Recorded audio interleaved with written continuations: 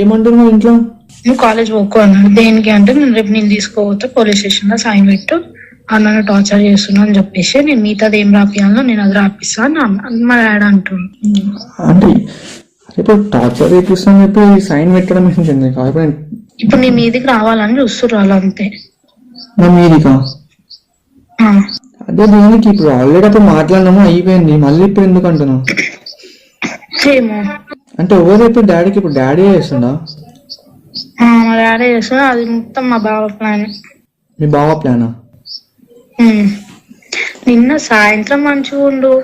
సరే ఇప్పుడు ఏమైనా ఉంటే మరి మీ బావని నాకైనా ఫోన్ చేయాలి కదా. ఇప్పుడు అది మళ్ళీ ఏమైంది రాబోయే ఇది అని చెప్పి నన్నే అడగాలి కదా. ఏం అడగలే కదా, అదే కదా నా ప్రాబ్లం. ఏం చెప్తలేరు, ఏం చేస్తలేరు, నన్ను ఇట్లా పెట్టమంటారు. నువ్వేమనుకున్నావు ఒక్కొక్క మాట? నేను ఎడికైతే ఆడికి కానీ నేనున్నా. అంటే ఎడికైతే ఆడికి అంటే ఎట్లా అంటున్నాను? నేను పెట్టనీకి రెడీగా లేను అంటే నేను చేస్తున్నావా అని అడుగుతారు. అవునానే కదా నేను చెప్పాలి. అందుకే నేను నిన్ను అడుగుతున్నా నువ్వేమనుకుంటున్నావు అనేసి. ఏమనుకుంటా నాకు ఏం అర్థమైతే ఫస్ట్ ఆఫ్ ఆల్. ఇప్పుడు నేను అది పెట్టిన అనుకో సీదా మీ ఇంటికి వస్తారు, ఇట్లా చెప్పింది మా పిల్ల అనేసి. మరి నేను ఏం చేయాలి? నేను పిచ్చిదాన్ని మధ్యలో. డాడీని అడగొచ్చు కదా, ఏమైంది డాడీ మళ్ళీ ఎందుకు ఇట్లా చేస్తారు? అడిగినా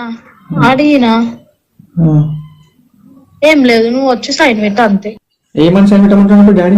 వాళ్ళంతా రాసి పెడతారంట, నువ్వు ఉత్తే అవును నన్ను టార్చర్ చేస్తున్నావు అని చెప్పి నువ్వు సైన్ పెట్టు అంతే.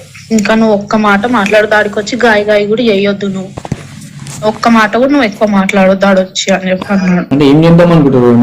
అంటే నా లైఫ్ స్పాయిల్ చేద్దాం అనుకుంటారు అంటే ఏంటి? ఆ రోజే అన్నారు. ఏమని? నేనైతే వదిలా నడుచుమా, మీరు వదిలేసినా సరే నేనైతే వదిలా అని అనేసి అన్నాడు మా బావ. అంటే నన్ను కూడా అన్నాడు, మీరేమన్నా చేసుకోరి, నేనైతే ఇద్దరిని వదిలా, ఇద్దరిని అని అన్నాడు. అయితే నేనన్నా అవును మీకు మనుషుల మీద ఎప్పుడు ఉందని, ఇప్పుడు మీకు అసలు మనుషులు అంటేనే విలువలేదు మీ ముఖాలకి అని నేను ఒర్రినా. ఏమంటలేదు.